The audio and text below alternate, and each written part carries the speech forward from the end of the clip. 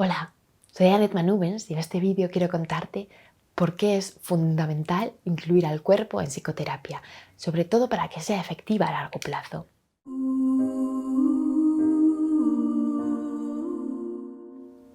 Piensa por un momento en qué te viene a la mente cuando piensas en psicoterapia. Normalmente nos imaginamos a dos personas hablando, cliente y terapeuta hablando sobre los problemas del cliente o de la cliente, sobre lo que está presente en su vida. Hablar activa nuestro cerebro cognitivo. Cerebro cognitivo que se encarga de la razón, la planificación, la abstracción, la lógica. La mayoría de las terapias, por lo menos las que están más extendidas, como puede ser la terapia cognitivo-conductual o el psicoanálisis, trabajan de esta manera. Por lo menos ponen el foco principal o comienzan a trabajar a través de la mente cognitiva. Por eso, los terapeutas de trauma emocional tenemos como una división para diferenciar entre distintos tipos de terapia y hablamos de las terapias top-down, decimos en inglés, que en español vendría a ser como descendente, porque empezamos poniendo el foco en la mente cognitiva, que es como que está más superior, ¿no? Y luego ya más abajo viene la mente más emocional, la amígdala, el cerebro más mamífero, y luego más abajo está como el cerebro de los instintos, de las reacciones corporales automáticas. Y de ahí su nombre, de arriba hacia abajo, ¿no? Empezamos analizando los pensamientos y luego ya vamos llegando a trabajar con las emociones y ya si tenemos suerte y si nos da tiempo en la sesión a lo mejor trabajamos un poco con el cuerpo, pero no suele ser lo común y tiene demasiado poco foco. El foco está en cambiar la manera en la que pensamos sobre distintas situaciones con la idea de a través de cambiar los pensamientos conseguir tener otro tipo de emociones. Por ejemplo, vamos a pensar que eres una persona que te cuesta mucho hablar con personas desconocidas o en una situación donde hay un grupo de personas que no son tus amigos íntimos y te cuesta expresar tu punto de vista sobre algo, lo que sea. Y luego, cuando lo haces, viene como una voz crítica que dice que es que no te sabes expresar, que no lo has hecho suficientemente bien y empiezas a pensar sobre las cosas que no has expresado bien o por qué deberías avergonzarte, porque no has sido lo suficiente bien, no lo has dado todo, ¿no? Esto lo que hace es crearte miedo, crear una especie de evitación que hace que en próximas situaciones parecidas pues, te cueste más expresarte.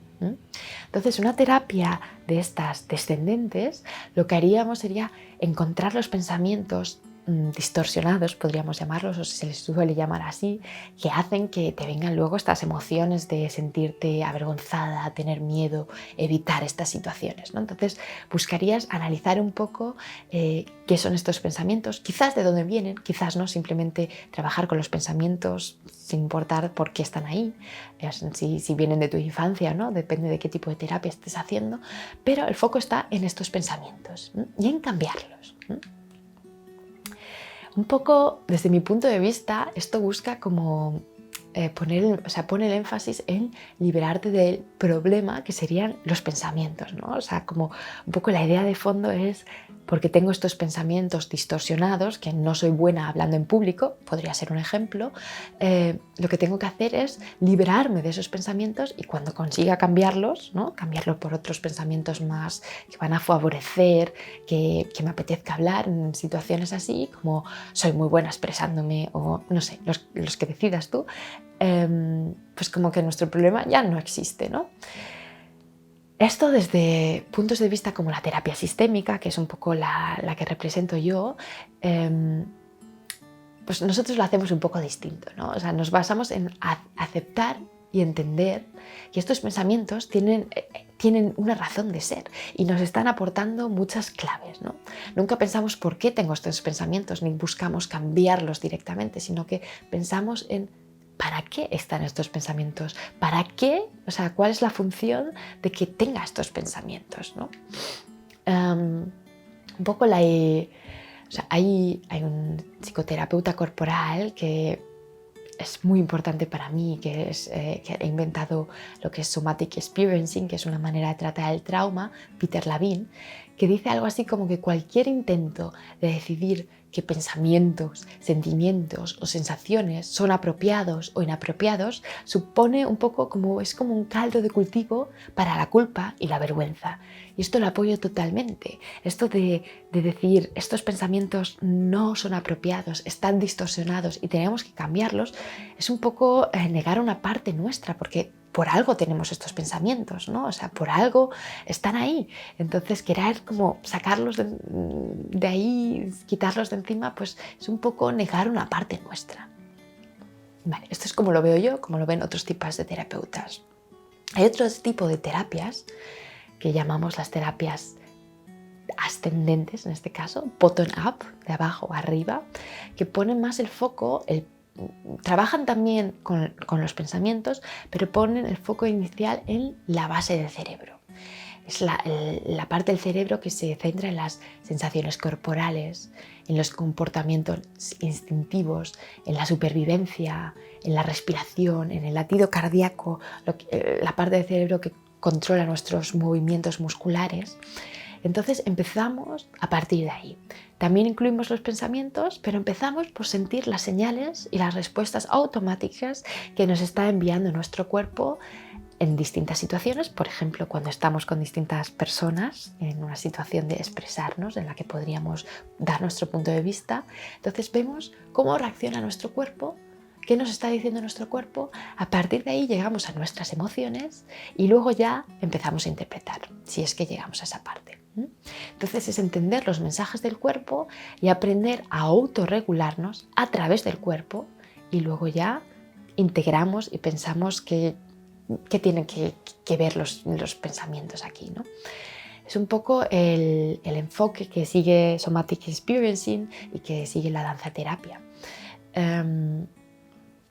Y a mí me parece fundamental seguir esta dirección ascendente, porque hay algo que es muy importante para trauma, y es que, de alguna manera, opino que todos tenemos algún tipo de trauma emocional, más o menos, pero todos tenemos algún tipo de trauma emocional. Entonces, hay algo que es fundamental, y es que en las situaciones de máximo estrés, como puede ser una situación de trauma emocional, no pensamos racionalmente, ¿no? No nos ponemos a buscar la solución más lógica, sino que actuamos de manera instintiva. En una situación de trauma o en una situación que nos genere estrés, como puede ser estar ante muchas personas y querer dar nuestro punto de vista. El cuerpo reacciona y luego, cuando hay calma, ya empezamos a pensar y a integrar las situaciones, ¿no? Esto tiene que ver con cómo funciona nuestro cerebro y cómo nuestra amígdala como que le corta la conexión con nuestro cerebro cognitivo. Pero no voy a entrar ahí porque esto sería extenderme mucho. Pero lo que quiero decir es que cuando estás en una situación estresante es difícil, por mucho que hayas trabajado en terapia, cambiar tus pensamientos y analizado en qué tipo de situaciones te vienen qué pensamientos, es muy difícil que en una situación en la que estás estresada realmente actúes así, sino que lo más normal es que te actives mucho y que tu amígdala, esta parte del cerebro que actúa directamente en situaciones de estrés, pues que reaccione como sabe reaccionar. Entonces, como que solo cambiar o empezar por cambiar la manera de pensar, a mí me parece como una especie de parche superficial que en situaciones estresantes no funciona realmente. Y creo que este es el motivo por el que muchas personas llevan años y años y sesiones de terapias y notan que en situaciones de estrés igualmente no pueden aplicar lo que han aprendido. Porque es difícil creer que estás segura si tu centro central de alarma, como es la amígdala, dice que no lo estás.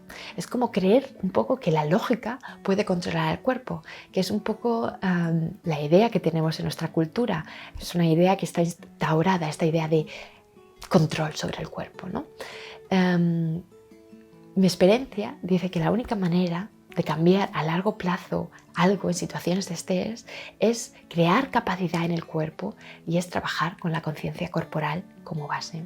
Como dice Bessel van der Kolk, que es un psiquiatra muy importante que también ha aportado mucho a la psicología del trauma, para cambiar Las personas necesitan tomar conciencia de sus sensaciones y de la forma en que sus cuerpos interactúan con el mundo y el mundo que les rodea.